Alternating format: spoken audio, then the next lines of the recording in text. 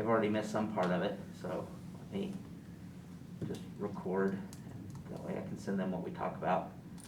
All right, so let's go to my laptop. All right, come on, laptop, wake up. Wake up. Laptop. There we go. All right, so let's take a look at a few things. So this is my reminders, informed speech review and preparation, kind of reminders, updates, and some things that I want to make sure you know how to do as we prepare for the informative speech. So a couple reminders, I probably already mentioned this, but just to mention it again, that every speech we do up to this point are just practice speeches. The speeches, you do them, you get all 50 points. The point is to practice what we're learning each week. All of this practice is preparing us for our big 3 speeches. The first of those being the informative speech. The second being the persuasive speech, and then the third is that CRO speech, which civically responsible organization speech, where you choose either an informative or a persuasive style of delivery. And so this is the first of our big 3. So let's talk through some things. So we've already kind of gone through the schedule and reviewed the schedule. For some of my other schools, their spring break actually is next week. Our spring break is not until April. So so we've got some time together, especially next week. I'll be available a lot more next week because I won't be teaching classes for 2 of my schools. But as far as the schedule, so my other sections have a break. So we're like delivering speeches and then they go off to spring break. But for us, we are delivering speeches and then we jump right into persuasive speaking. And so remember that we have 5 steps to our formal speech processes. The first is you select a topic by completing the preparation stage, and you post that on the discussion board. The second, you write a draft and you submit that draft. If you haven't submitted your draft already, do so ASAP. I'm going to be, I haven't looked at those yet, but tonight in my office hours after class, I'll start looking at those.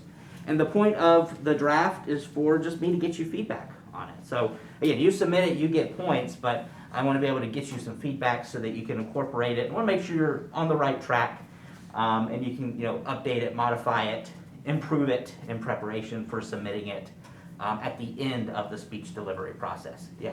So say if we worked on our draft or outline that we had and we submitted it already, but like we worked on it a little bit more, can we resubmit that since you haven't looked at? Yeah, sure can.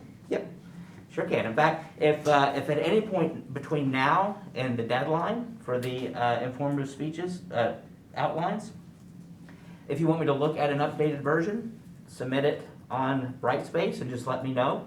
I'll go in and review it and get you more feedback. Yep.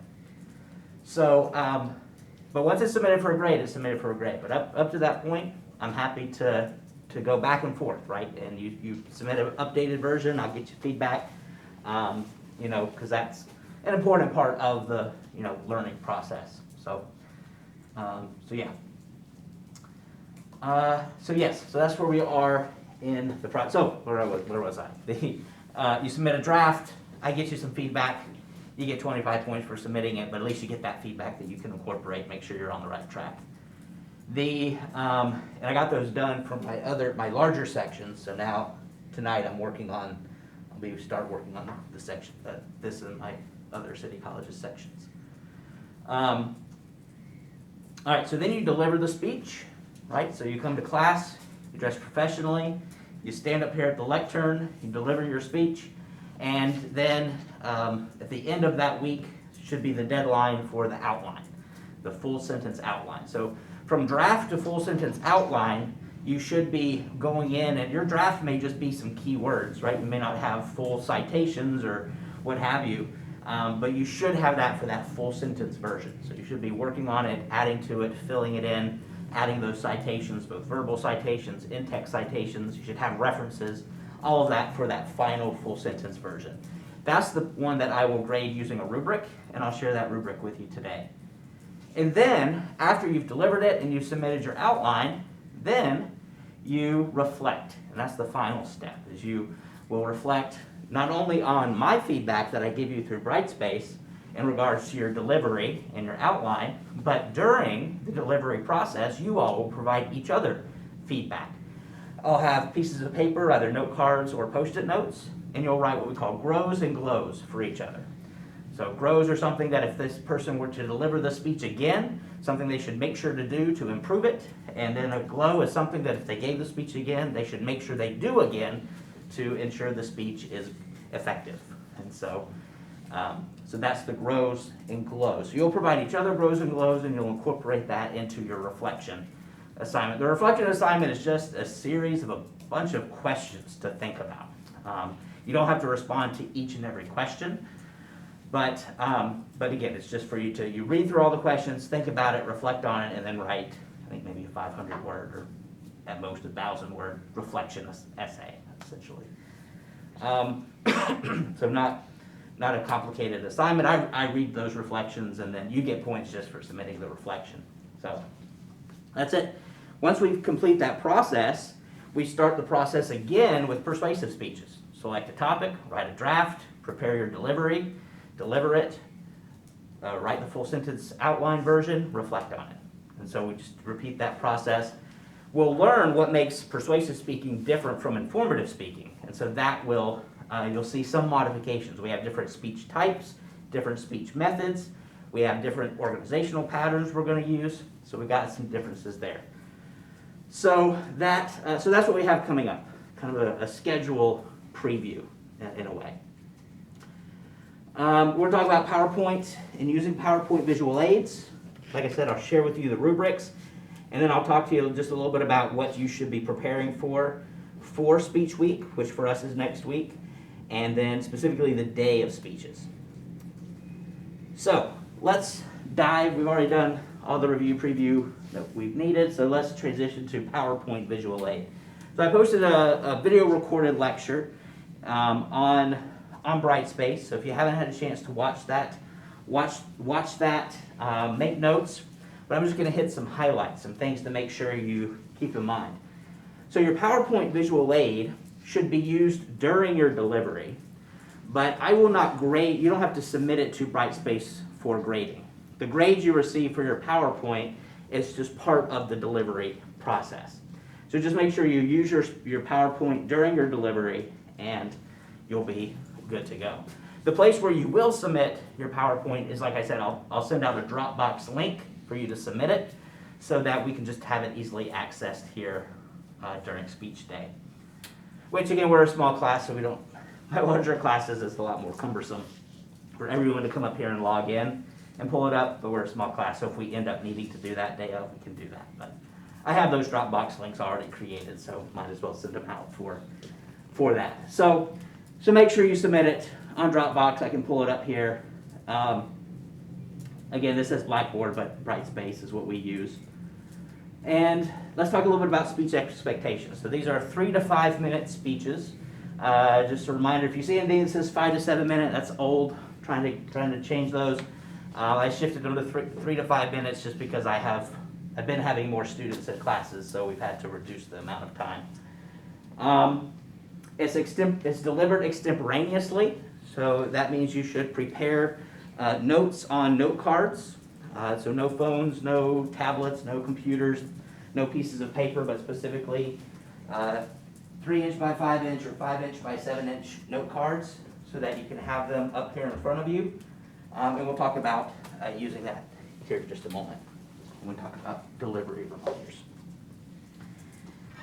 So, some PowerPoint tips. Who uses PowerPoint on a regular basis and is pretty comfortable with using PowerPoint? Kind of. But I don't see any hands raised. So, so what I show you today is actually probably going to be very helpful.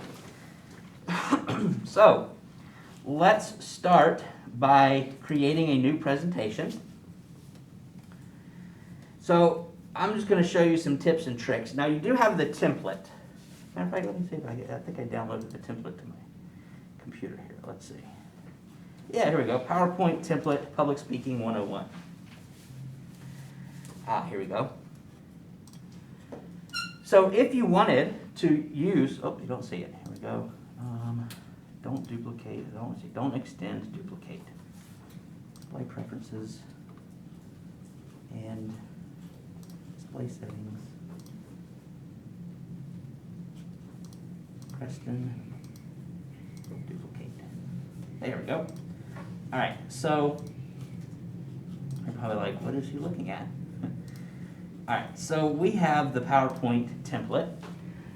The reason I created the template is because it gives you a starting point of a place to edit instead of having to create from scratch. And so, so if you wanted to, again, use the template just to start, I'll show you how to do that. So, so make sure that when you are modifying your PowerPoint, you save it with your name and information. You'll see just a series of slides that have text and photos, and then slides that just have photos. I have a slide that has a video. And so I'm just going to show you really quickly how to do just some of these basic things. Depending on the version of PowerPoint you have, it's going to look a little bit different. And there's always multiple ways to accomplish something, and so that's where PowerPoint can get a little confusing. Because, for example, to start a slideshow, you can either go to slideshow and play from start, slideshow play from slide, or you can go down here to this little icon and click it, and that starts the slideshow. So anyway, so that of course messes up display preferences. I got it. This is a new computer for me, so I'm still learning it myself. Display. I'm sure there's a hotkey I can use to do this. I just haven't learned it yet. All right, there we go. So we have the first slide, right? So you can go in and, what's one of your titles? Just shout out one of your speech titles. No, mine's about Wrigley Field for places. There you go. Are you for real? Is that yours? Yeah, there you go, Wrigley Field. It's a So cool place, man. You picked Yeah, it I up. know. on Jeopardy the other night, it was, so I play a Jeopardy game every week, and there was a question about fields. I can't remember what the specific question was, but the answer was Wrigley Field. This team the team that plays here won the World Series on such and such a date, and it was 2016 or whatever? Yeah, Yeah. that's a big deal. Yeah, so, Yeah. there you go. What's up, Chris Bryant? So Wrigley Field, so here we go. So you just would go in and edit these. I just have a couple reminders here. You see the last one I was doing was someone was doing a speech about the history of ties. But make sure you utilize the 6-6 or the 7-7 rule. So just a reminder, that's where you have no more than, I learned it as the 7-7 rule, so that's what we refer to it as. No more than 7 lines on a slide and no more than 7 words per line. And so we can count that out, right? 1, 2, 3, 4, 5. Right? So I have essentially 5 lines, starting with the title. We can count each line essentially has what? So 1, 2, 3. 1, 2, 3, 4, 5, 6. 1, 2, 3, 4, 5. So just making sure they're all underneath 7 and 7. That way you can make it nice and big so your audience can see it. You want to make sure the people in the very back of your audience are able to see every word clearly. So that's why we follow that 6-6 or 7-7 rule. We also want to make sure that the colors contrast easily. And so using a white and black or a black or a white and gray or a gray and black, even though those are kind of boring colors, it's okay. The most important part of a visual aid is that your audience can see the visual aid. So sometimes we may have to keep it simple in order to ensure that everyone can see it. Especially avoiding colors like red and green for those that may have the red-green color blindness. My father-in-law has red-green, is colorblind, and so he doesn't see red and green, but he sees yellow. And so he loves it. That's his favorite color is yellow. And he bought a sports car a couple years ago, and the sports car is like banana yellow. And he lives in Seattle, Washington. There's not very many banana yellow sports cars driving around Seattle, Washington. But you know when Steve is out on the road because that car stands out. That's cool. He's like a rapper. Yeah. Yep. So yeah, Yellow Star I keep Kiss. thinking of Curious George. Oh, Curious Maybe George, yellow yes. hat? Yep, yep. It's that color, yeah. So to make sure we avoid those red greens. Again, you can go in and edit these things. A reminder with quotes. Again, we still want to follow the 7-7 rule. So if we do that here, we count out our words. 1, 2, 3, 4. 1, 2, 3, 4, 5. 1, 2. We count the ampersand. 1, 2, 3, 4. 1, 2, 3. So we still meet that 7-7 rule. Oh, John Home Franklin. 1, 2, 3. So we still fall under that 7-7 rule. So you may have to dissect a quote in order to just share with us a piece of it. You may be reading to us or telling us, sharing with us a full quote, but you only put on the slides the key parts of that quote. And that's what I've done here. Matter of fact, this quote was longer, and I think shared in this presentation, I shared the full quote, but I only put on my slide this very first part. And I put the 3 dots to show it continued, and I verbally said more, but in writing I wanted to emphasize just these key words. So you may have to do that. You may have to, you can dissect to make keywords stand out. We must go beyond textbooks, bypass of trodden depths, right? If I wanted to really emphasize those words, just put 3 dots and move on. So that's how you would do quotes. For photos, for any photos that are currently on the slide, you can just right-click and go to Change Picture. Now this is where, depending on the version of PowerPoint that you have, may be a little bit different. So with this version of PowerPoint, I can select from online sources. I can also select from stock images, or I can select from a file. At least a couple of the most recent versions of PowerPoint at least had stock images. And I like stock images because it means you don't necessarily have to pull stuff from other places on the internet. You can just let Microsoft PowerPoint do the searching for you. So give it a moment. We'll search for Wrigley Field. Okay, none of those are Wrigley Field. So Baseball. let's try Chicago Cubs. All right, nothing there. So that might be where you'd have to search for something, but this is also where we can go to, for newer versions, we can go to online sources. And let's see if online sources gives us, so stock images are stock images that PowerPoint has copyright of or there's a general open source copyright. This is essentially searching Bing, the Microsoft search platform, for images. So they may be copyrighted. For our purposes in this class, we don't care if they're copyrighted or not. So these are under a Creative Commons license. So there we go. We've got some general images of Wrigley Field that we can insert. And you'll see that it inserts in place of the photo that I just said change picture in. So that's the way you can just easily, and it's going to take it a moment. The internet's been running a little slow. There we go. And then you can resize it as you wish. So that way, again, you can utilize, here's one where you can go in and change picture, and it's already laid out this specific way. So yeah, so that's gives you a starting point. Same thing, this is one where you can change the background, change the title to a main point, and that's a good main point slide right there. So that's how you insert pictures. Otherwise, just the general way to insert pictures is going to go to the toolbar, Insert, and Pictures. Yeah, so stock images is specifically PowerPoint. Online pictures you're going to search just like searching Google, but it'll put it directly in your PowerPoint slide.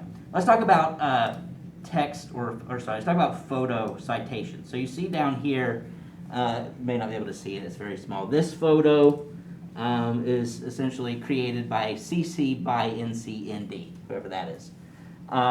When we are doing educational presentations, we fall into the gray area where copyright doesn't necessarily matter. If you're doing any work for a business or a professional field and you're giving a presentation, the images you use, they do matter. And so you do need to make sure that if they are copyrighted, that you have that listed underneath the photo. Same thing with clips from film.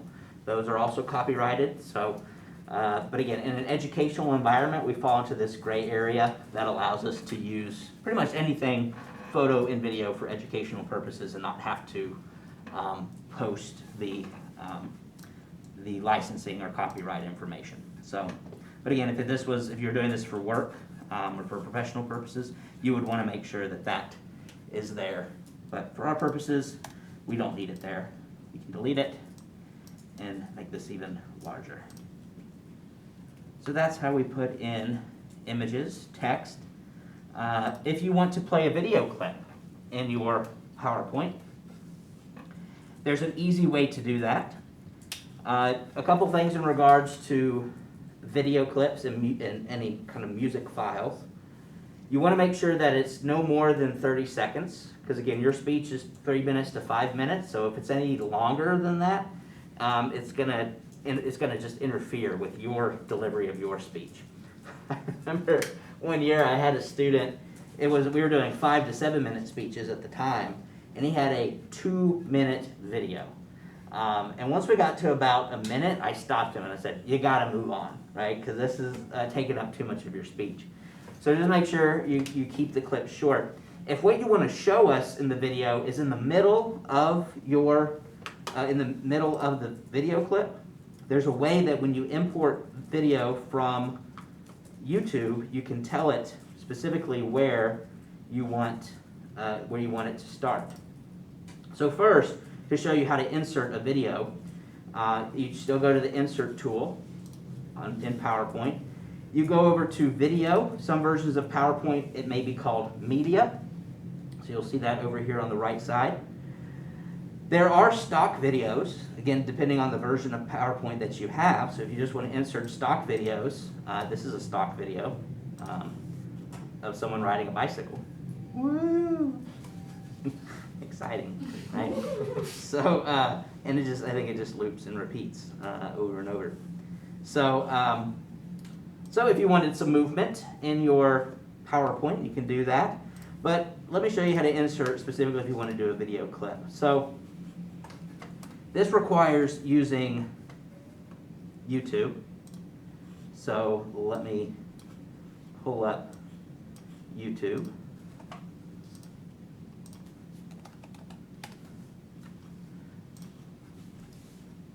So let's see, we were going to do Wrigley Field. Wrigley Field when the Cubs won the World Series. That looks like a good clip. So let's look. Here's one that's 51 minutes. Everyone's celebrating. Hopefully it's all appropriate. Celebrations. You never know, right? So let's say for this 51-minute clip, we'll click on it. Oh, 50 seconds. Or sorry, yeah, 50-second clip. Sorry. Yeah, 51 seconds.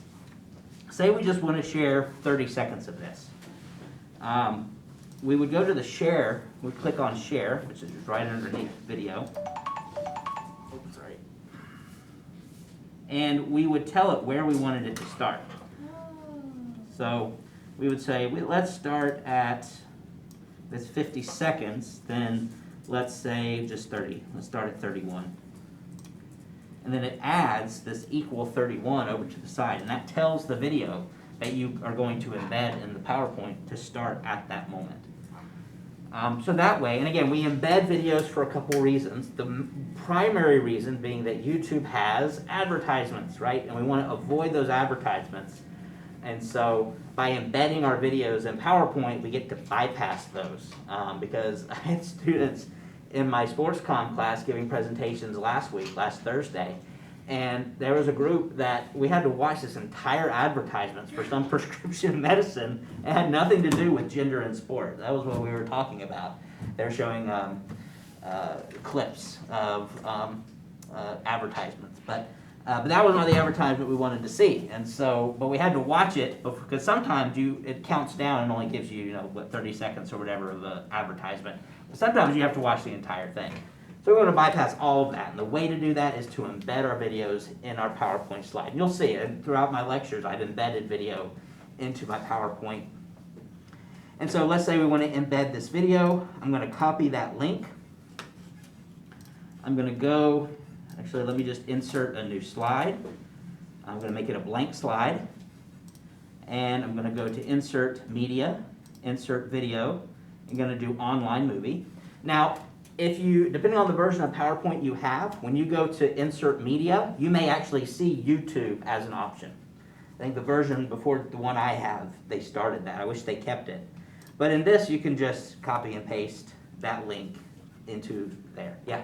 Can you loop a YouTube video like you did, like the one previous before with the bicycle one? Just out of curiosity. I don't know how to do that in PowerPoint. Oh, okay. I know how to do that in another editing software. Okay. In iMovie, you can do that. But yeah, I don't think there's the stock video was one they already created, so that's why it loops. And would you recommend having stock videos like that, like during your presentation? Only if it fits with what you're sharing. Okay. You know, if it doesn't, like, I think the reason I inserted this one about bicycles, because one of the examples I have was the evolution of bicycles. I think was one of my speech examples. So that's why I just added that as a slide when I was talking about that in class. But yeah, you don't necessarily have to, I'm not expecting you to insert stock videos into your slide. So we'll select Insert, and then it will show up there. We can make it bigger. Now this version of PowerPoint, the newer version of PowerPoint, has what we call design ideas. So it's going to give you a variety of design ideas. So if you want PowerPoint to design it for you, and I've used these before, and they're pretty cool. So they're going to use that design idea. Makes it nice and big. I'm actually going to make it bigger because the video clips. I'm just going to take up the whole slide. So we're going to click play just to make sure that it works, and we'll see it starts at 31 seconds where we want it to. So we know that's correct. What we'll do is when we pull up our PowerPoint, you're going to see a notification pop up that says Enable Content. Make sure you select Yes or select Enable Content. And that way when you initiate your slideshow, that video is going to work. If you don't select Enable Content, then any video you pull up will not be operational. But now if you see, let's go to slideshow mode by going down here next to our zoom function. And let's scroll through. So we have that slide, we move to our next slide, and then that slide, and you see it pops up, the first click that pops up just has the image of the video, but then we do one more click, and it's going to play the video. And that's essentially what we want. And so during speech day, I'll have my clicker up here for you. And so just know it'll be essentially 2 clicks. 1 click to get to the slide, and a second click to essentially play the video. And so that's, again, the second benefit of embedding a video is you don't have to come over here and select play. You can just do it from the clicker from the lectern. So there you go. That's how you embed a video. So embed a video, insert images, edit text, and that's it. That is essentially all you may need PowerPoint for.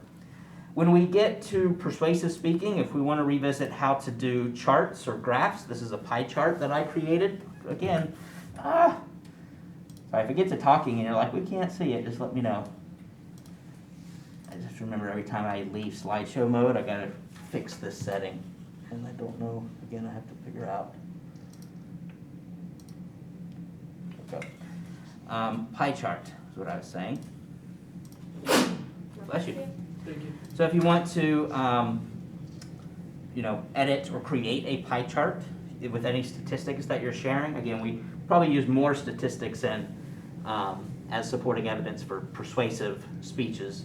Again, all depends on what your topic is. So if you want to do this or learn how to do this, I'm trying to think, maybe the tutorial from the Check Your Tech assignment includes a little bit of this, but there's also a lot of help. If you just search Microsoft PowerPoint tutorial and then create pie chart or create line graph, it'll show you how to do it. So anyway, so that's because this was something I created and that I can edit.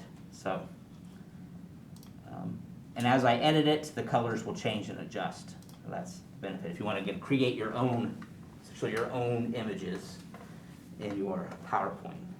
So, and then let's see, 1, 2, 3, 4, 5, 6. Yes, on the cusp. Oh, wait, 1, 2, 3, 4, 5, 6. Okay, that's my longest one. So that is PowerPoint. Questions on PowerPoint? How to use it?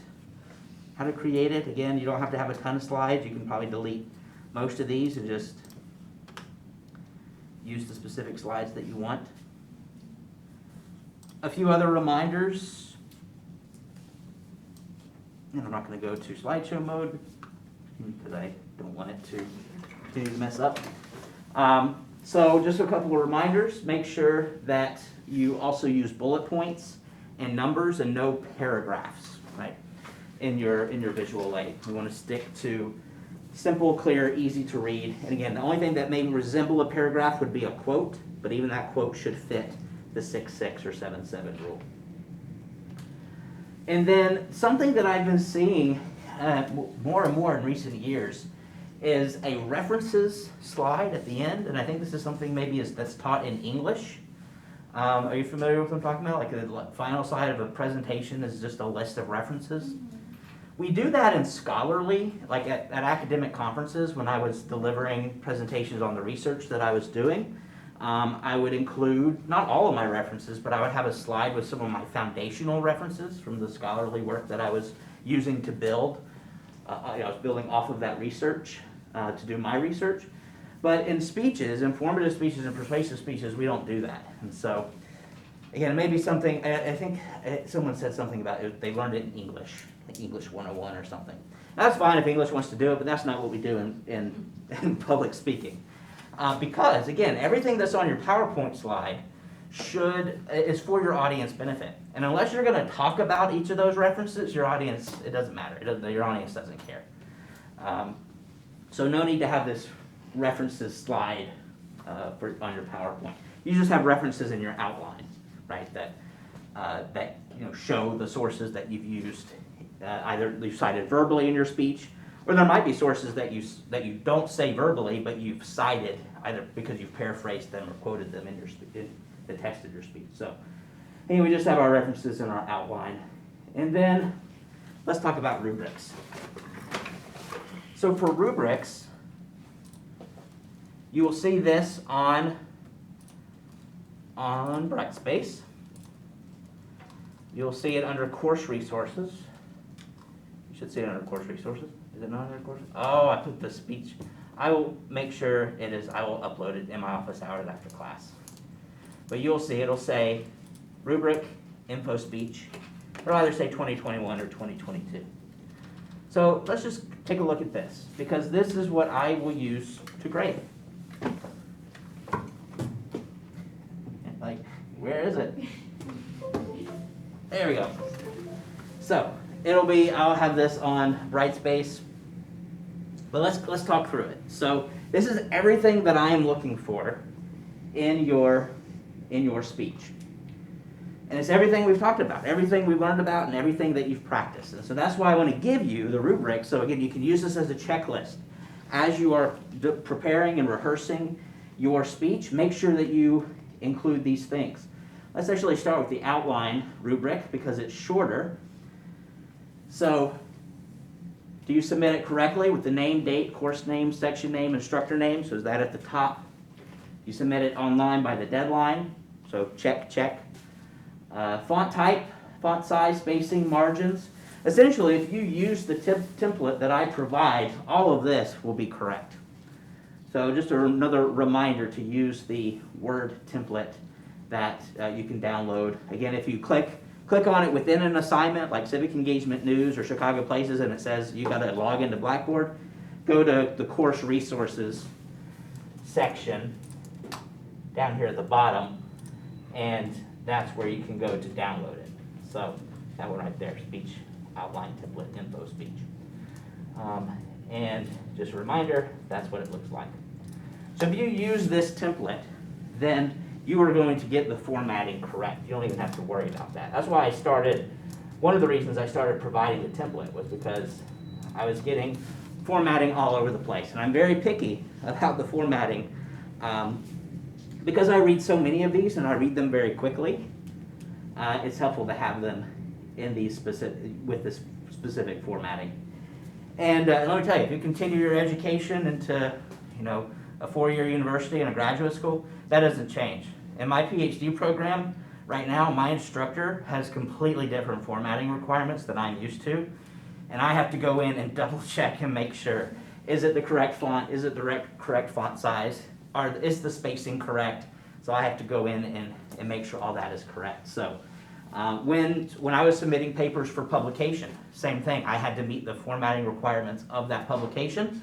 Some publications required double spaces after a period, so I had to go in and essentially make all single spaces double spaces, which there's an easy way to do that, but using Word. But again, a lot of times in a profession, they want you to submit things using a very specific format. This kind of gives you practice doing that. So I do want it. Times New Roman 12-point font, 1-point line spacing, so not double spaced. I know that's common in maybe English, writing English papers. And 0.5-inch margins. The template may be an inch margin. I'm not as picky with that. Whatever's in the template is good. You use the word template, you're good to go. Then you make sure you upload it to the learning management system. As far as content goes, this is what I'm looking for. Full sentences in the introduction. Is it clearly labeled, right? So do you have, again, you use the template, you're in good shape. Does it have attention step, rapport step, credibility step, preview step? Are those each labeled? For the body of the speech, do you have full sentences? Can I tell what a main point is versus a sub-point? I had students at SXU, I was grading theirs last night, and it's all paragraphs, just all thick paragraphs. I was like, oh my goodness, that's so hard to read. And so I was like, dude, you got to put some bullet points in there, right? You got to show me what's a main point versus a supporting point and use some bullet points to separate those out. So use those numbers, bullet points, those type of things. Your organizational pattern, right? So you've identified your organizational pattern as part of the preparation stage. Can I see that in your speech? So if you choose topical, are each of your main points topical? If you choose chronological, are each of your main points a date or in some kind of order of time? If it's spatial, right, are your main points spatially related? If the informative method you chose is you want to explain things to us, right, then explanatory informative speech is going to be explaining the how or the why, right? So I should see that represented in your outline. I should see maybe one main point that's how and a second main point that's why. So that would be, essentially how you would organize your main points. So can I see your organizational pattern clearly displayed in the body of your speech? Do you have those transition statements? Now that I've shared with you main point 1, let me share with you main point 2. Now that I've shared with you main point 2, let me share with you main point 3. And in the outline, you'll see, it'll say transition statement at the end of the third main point, and that is only if you have a fourth main point. I had left that in there when I was teaching students and forgot to delete it when sharing the template with you all. So that's only, you don't have a transition statement from your last main point to your conclusion. It's only if you're going to have another main point. When you finish with your last main point, the next thing you say is in conclusion. That's essentially your transition statement. That's you're transitioning to your conclusion from there. But do I see those transition statements between those main points? If you just have 2 main points, you're just going to have one transition statement, right? From main point 1 to main point 2.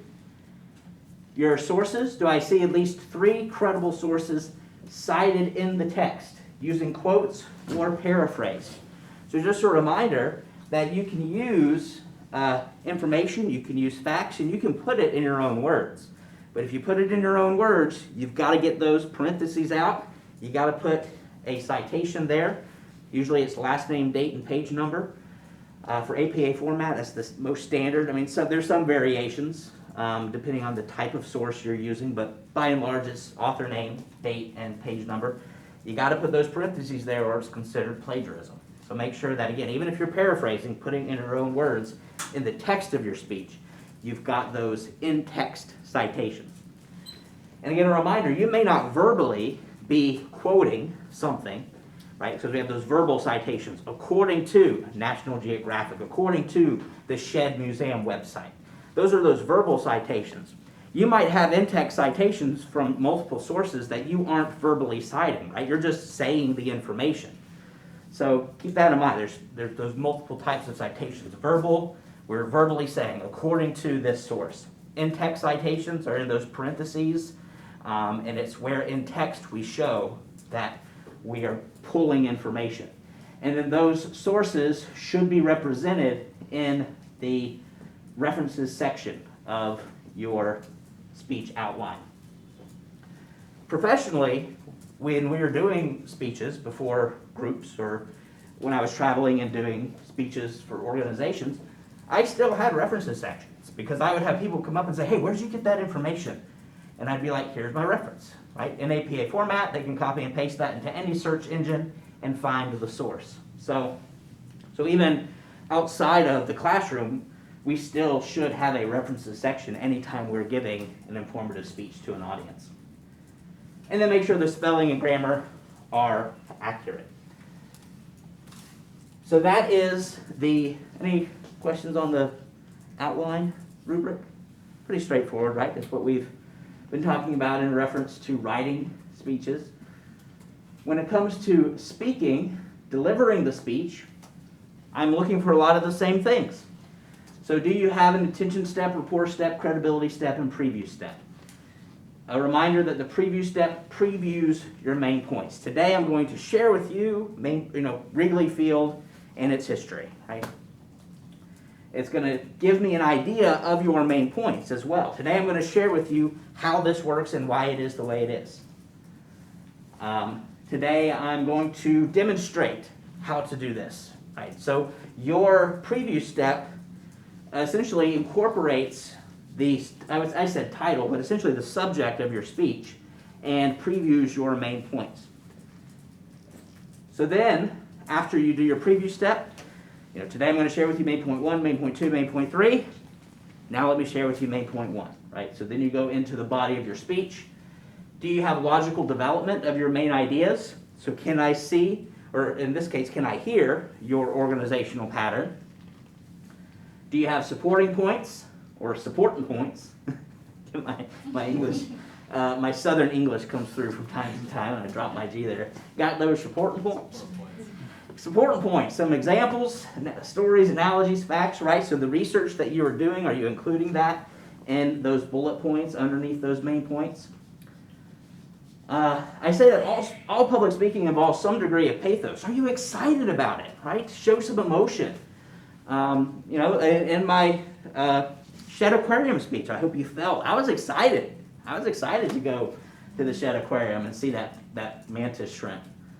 So do you show emotion, and excitement for your topic? Do you have those verbal citations according to that source? Transition statements. If I don't hear transition statements, my comment usually is speech was choppy, because when we don't have those transition statements, that's what happens. Our transition statements help our speech flow smoothly from point to point. So make sure you use those. And again, I just say it's a summary and preview. Now that I shared with you this point, let me share with you that point. Right? First point, next point, those type of things. So I'm also listening for the delivery side of things. And this was the other video recorded lecture that was posted on Brightspace. So just a couple of reminders. So articulation, dialect, pronunciation, making sure that if English is not your first language, double check pronunciations. Or if there are any words that you're like, I don't know if that's the correct pronunciation, Google search it. Search how to pronunciate, insert word, and check it out. Yeah. Oh, sorry, I thought you had a question. The example I had was, I thought A-Y-N for the name, I thought it was Ayn Rand, was how we pronounced her name, the author and philosopher, essentially. But it's Anne. Apparently she pronounced it Ayn Rand. And my speech instructor had to correct me on that when I mispronounced her name.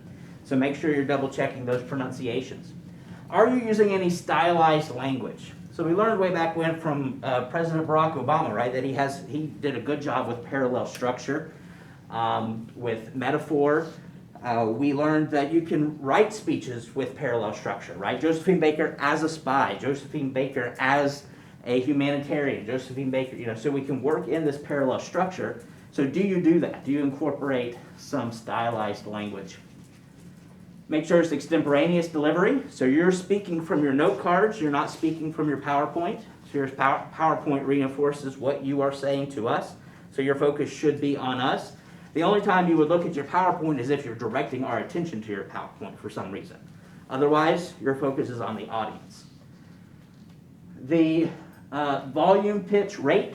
So I hope I demonstrated a little bit of that in the Shed Aquarium speech. So you can emphasize things by increasing the volume, by increasing the speed at which you're speaking. You can speed things up and slow things down to emphasize points. You can pause adequately without filling them with vocal fillers. So those vocal fillers are the uhs, the ums, the likes, those things, which we do naturally. And the best way to prevent those vocal fillers, rehearse. Rehearse, rehearse, rehearse. The more you rehearse, the more comfortable you are with the content of your speech, and the more your brain will know where to go when you stop. And so that way you don't fill it with something. That's what we do. When our brain doesn't know where to go next and has to pause, we vocally try to fill that space. And we don't have to. We can have a little silence. That's okay. So I'm looking for that vocal variety throughout the speech. So again, use this as a checklist as you are rehearsing.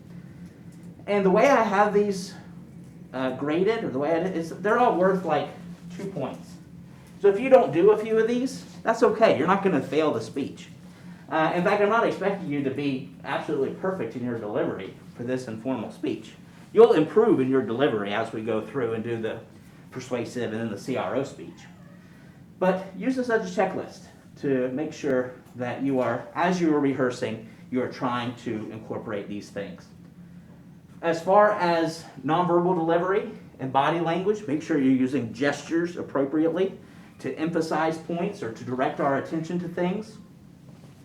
Also, as you're rehearsing, practice your movement. And if you need to come into this classroom or another classroom to stand behind a lectern and practice that movement, I encourage you to do so. There have been many times I have walked into an empty classroom on a college campus and been rehearsing a speech, and the instructor has walked in and said, "What are you doing?" "I'm rehearsing for a speech." "For my class?" Nope, goodbye." Because I would go in and use any empty classroom just as an opportunity to practice and rehearse as I was traveling around and speaking. So we will have this lectern here on speech day. It'll be in this spot. You will have the clicker. So the first thing you'll do is you'll come up to the computer. You'll pull your PowerPoint up, put it into slideshow mode. That way the clicker works. And then you'll come stand at the lectern. You can choose to lay out your note cards if you wish in order. I would recommend numbering your note cards so you know in case they fall on the floor. You can put them back in order quickly. Or you can keep them in your hand if you wish. Regardless, I encourage you to practice movement. And we have, I think I mentioned in the lecture, video recorded lecture, about the speaker's triad or speaker's triangle. So I wanted to demonstrate that for you. We also can have what's called the speaker's dyad. So essentially, this is a way that speakers practice moving when they are speaking before an audience. So the speaker's dyad would be just standing at 2 points during the speech. So this would be point 1, and then at some point I would move over to point 2. I would probably have the clicker in my hand and the note cards in my hand, right? So I would walk over to point 2. I would probably deliver maybe a main point or 2 main points, and then I would move back to the lectern. That is the speaker's dyad. So I would encourage you to, as you are practicing, write in your note cards a cue that says move, that says walk to point 2 or something like that to remind you. And so you'll want to make sure you don't turn your back to the audience. So you want to keep what we call the wedge, if you ever take a theater class. Keep your audience in front of you. If you were to do the speaker's triad or speaker's triangle, it adds a third point, and that third point would be here in the middle. Now, you would not want to stay here an extended period of time, because as you see, at least in this space, this is directly in front of my visual aid. And so you don't necessarily want to block your visual aid for an extended period of time. So you'd only want to be here for a short period of time, and then you would move back to your original spot. And so those 3 points are the speaker's triad. Now, moving closer to your audience has a few benefits. One benefit is you are building nonverbal rapport with your audience by reducing the space between you and your audience. We call that immediacy, nonverbal immediacy. How immediate does your audience feel to you? How close physically does the audience feel to you? And so by reducing that space, you're building some nonverbal rapport with your audience. Getting close, but not too close, right? So we want to practice doing that. So that's the speaker's triad. Is included under kind of body language, nonverbal variety, those type of things. So as you are rehearsing, write on your note cards when you want to move to another point. And that is nonverbal delivery. I'm listening for that cue, specifically in conclusion. Review your main points. Today I shared with you main point 1, main point 2, main point 3. Deliver some kind of strong closing. And then is your conclusion of appropriate length, not too short, not too long. Again, if this is a 3 to 5 minute speech, let's say 5 minutes, you got a minute for your introduction, a minute for your conclusion, and a minute for 3 main points. There's 5 minutes. So as you're rehearsing, time yourself. Make sure you are within that time limit. I would encourage you to video record yourself and make sure you aren't doing any nervous quirks that we tend to do. When we have long hair, we tend to want to push hair behind our ears. That's a nervous quirk, or scratch our face in some way. So make sure you, as you are rehearsing, you do those things. Again, visual aid, and then that says 5 to 7, but it's actually 3 to 5. So, all right. Questions, thoughts, comments, concerns? Shouts of joy, cries of outrage? All right. So I'll share on Wednesday, I'll share a little bit more about speech day, like what that looks like. I'll post the delivery order on Brightspace in advance, although that's flexible because we're all going the same day, so it doesn't really matter. But look for that. And so I'll talk a little bit about on speech day, like I'll sit in the back and give you time signals. I'll talk through what those are. So yeah, I'll talk a little bit more about that on Wednesday. And then Wednesday we'll also give our Chicago places where we can practice doing these things.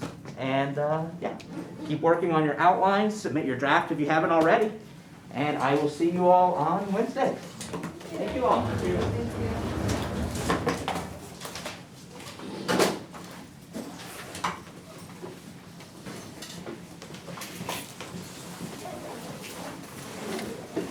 Good day, sir. You too.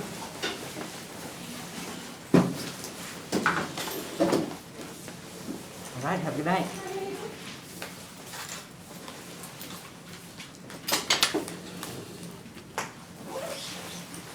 Yes. I just want to make sure I'm on the right path. Yeah. So this is where I should follow. Sweet, yeah. Hesitant why I didn't want to present. Uh-huh. So I was doing Millennium Park, but more specifically I'm doing about Cloud Gate. Sweet. Should I erase Millennium Park and just put Cloud Gate instead so it's not overly Yeah.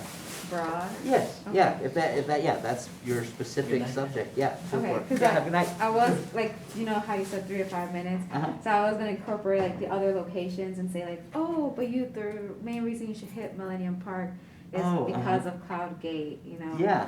But that's why I was like kind of hesitant to put. Mhm. Okay. Yeah, All right. yeah, I would say, yeah, for your Chicago places, yeah, I would keep it focused on Cloudgate. For a general informative speech, if you wanted to make an informative speech about, that included all of these things, you could. Yeah, so smart. I'm doing it on Mexico. I don't know if you've read it. Oh, but I haven't looked at it yet, no. Yeah, so that's why I'm like, oh, kind of relate to it. And if I do this okay, then maybe I know how to go off it with our informative speech Exactly, a bit more. yes, And so now, since you pushed it back Wednesday, right? yes. Okay, yeah. I'm more happy because now we can work on it in class. We can, yep, awesome. Thank you so much. Yes, of See you course. Wednesday. All right.